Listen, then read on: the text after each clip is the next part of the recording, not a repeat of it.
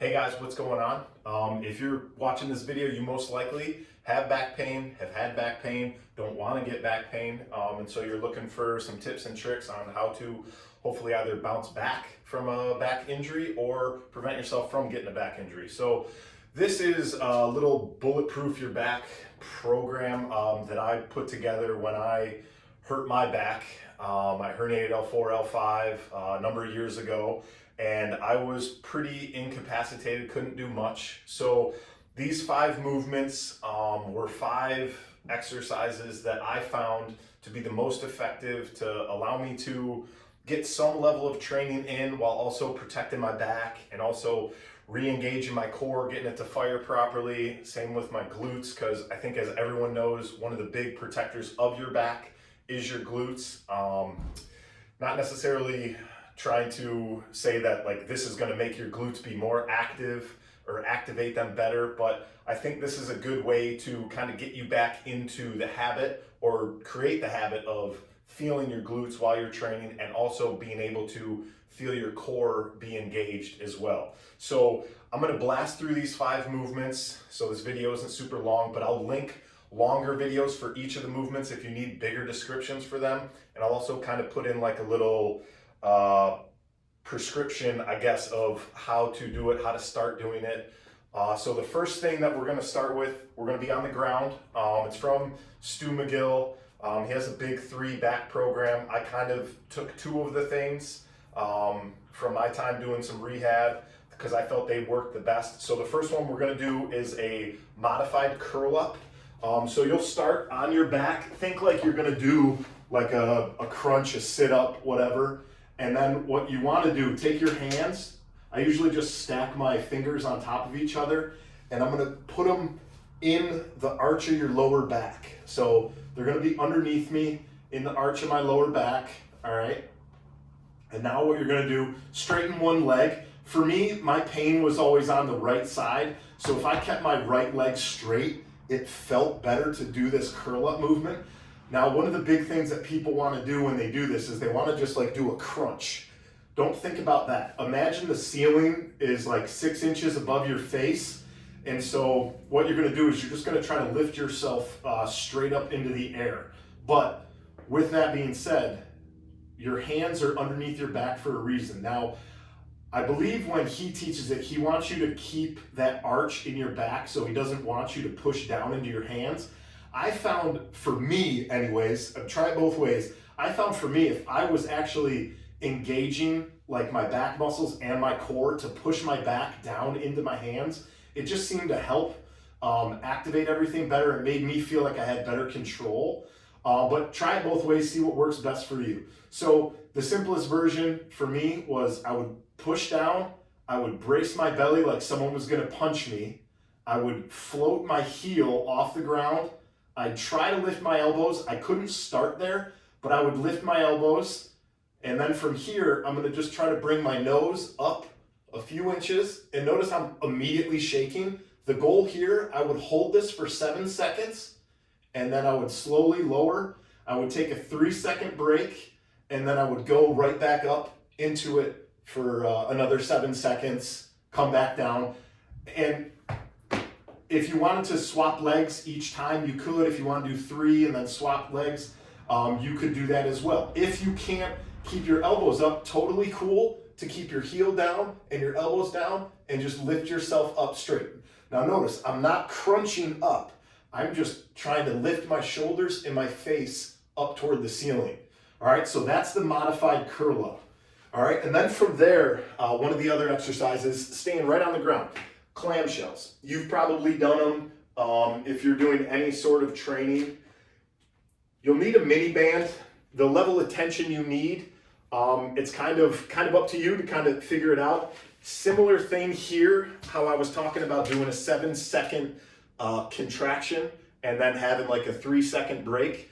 I'm going to do the same thing with the clamshell. So try to think of having your hips, like your hip angle is going to be like a 45 degree roughly. Your knee angle will be like 90 degrees, okay?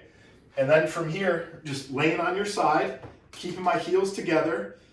I'm going to keep my core braced, my belly braced.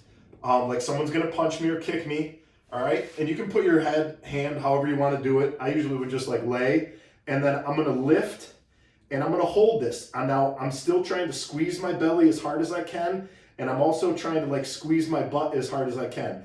I was gonna hold this for a 7 count, and then I'm gonna lower, take a quick little 3-second break, and I'm gonna go right back up into it, all right? So that's a clamshell, pretty simple. Biggest thing, don't be in a race, all right? Take the time.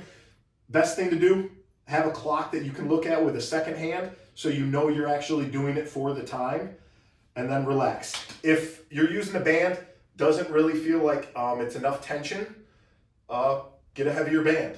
Now, if you get to the point where you're using the heaviest band, try to squeeze everything harder. It is possible, you can do it. Then the next thing, I usually would just keep that same band on, okay? And now we're gonna do glute bridges. So most of you have probably done glute bridges as well, but this is gonna be the same thing, a little bit different. We're gonna use that 7 seconds as our thing. So laying down, I'm already squeezing my butt before I even lift up. The band's around my knees, it's above my knees. So I'm trying to keep tension on the band. I don't wanna let it pull my knees together. I'm not trying to extend my knees out super wide. I'm just trying to keep them maybe about shoulder-ish width. Play around with it, see how it feels for you. All right, hands pretty much wherever you want them. I usually would just kind of keep them on my chest. Now from here, belly braced again like someone's gonna punch me. My butt's already squeezed, and I'm gonna lift up. And now when I'm up here, I'm trying to be a straight line, shoulders, hips through knees. And then I am literally squeezing my butt as hard as I possibly can, keeping tension out on the band and keeping my core and belly braced for a 7-second count. Come back down, rest for 3, and then I'm gonna repeat, same thing, belly braced, butt tight, okay? So that's the clamshell. And then another one that I found really helpful was a lateral plank. Now, some people, I had to start this modified when I first started. Like after my back was hurt, I couldn't do like a standard side plank, lateral plank from my elbow. So I, no joke, would do it from my knees. So just like how you would do a normal plank, like a side plank with your feet stacked together, I always did it stacked. You know, I would be here doing a plank, but it was too painful. And I honestly lost like so much muscle there. I was too weak to hold myself up without shaking tremendously. So you can still activate and engage all of those muscles from your knees. But same principle, belly brace like someone's gonna hit me, and I'm still trying to squeeze my glutes. I'm trying to push my hips through, all right? Squeezing my butt, holding here. Now what I would try to do is I would hold this, squeezing everything, bracing as hard as I possibly could. And then as soon as I would really start to shake, I would come down. I'd note how long that was, then I'd go to my other side and I would do the same amount of time. You're probably gonna have one side that's stronger than the other. So if you figure that out really quickly, always start on the weaker side first. So that way you're not just getting that stronger side that much stronger than the weaker side. So basically same thing, just doing a standard plank. I'm here, belly braced, I'm already squeezing my butt, hiking my hips up. Now try, if you start sagging, drop. You're not engaged how you should be, okay? So really try to keep those hips high so you have a nice straight line from your ankle through your knee, through your hip, up to your shoulder, butt squeezed, belly braced, all right? And then when you start to shake, if you start shaking, that's time.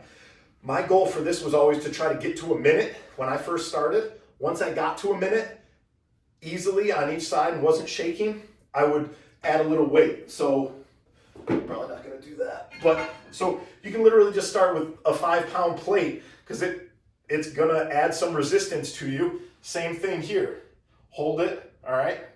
And then it's just there. You might have to keep your hand on it depending on how big it is, but it's just a good way to increase the resistance. But remember, belly braced like you're gonna get punched and glutes squeezed, and keep as much tension through it. Don't get lazy, don't sag.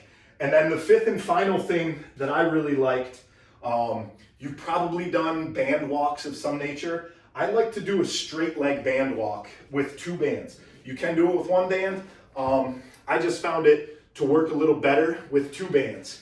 Now, if you have bands that have 2 different resistance levels, take the band with the heavier resistance, put that above your knees, just like we were doing with the clamshells and the glute bridges. So band above the knees, and then the other band is going to be like right at your ankles. You could put it over like the balls of your feet, but I just find that when it's over the balls of your feet, you end up rubbing and wearing the band out quicker, and then it's probably going to snap on you. But so for here, I'm going to do it with straight legs. I found with straight legs, I was able to really feel it in my butt way more. So same principles, belly braced, glutes squeezed, and now I'm just going to like walk out to the side. And I'm just going to take small little steps, keeping everything braced, squeezed. The big thing that most people end up doing, they'll start hiking their hip. Now, if you're doing that, you're not engaging properly. So really just try to focus on staying tall. Imagine like you're a foosball, where the little soccer players on like, they got the metal rod going through their hips. Their hips don't change level. So you're just here, just taking steps. And usually what you're going to start to feel is like your glutes are going to start to like cramp. Don't be in a race with this. Take your time. I typically had like a 10 foot like stretch. I'd start at one side, go out, take a little break, come back. I would do 2 to 3 sets of that usually.